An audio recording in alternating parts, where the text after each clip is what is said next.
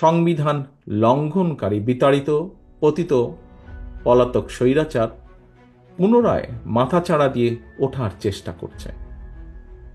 আমাদের সংবিধানের ৬৫-র ২ অনুচ্ছেদের নির্দেশনা হচ্ছে জনগণের প্রত্যক্ষ ভোটে সদস্য নির্বাচিত হবে।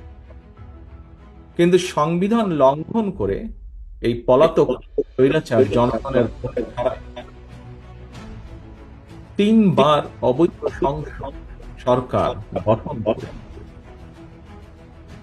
বাংলাদেশের গণতান্ত্রিক আমি জনগণ আজ জানতে চায়, সংবিধান লঙ্ঘনের দায় অভিযুক্তদের আগামী দিনের রাজনীতিতে অপ্রাসঙ্গিক করে দিতে অন্তর্বর্তীকালীন সরকার কি পদক্ষেপ গ্রহণ করেছে বা নিয়েছে।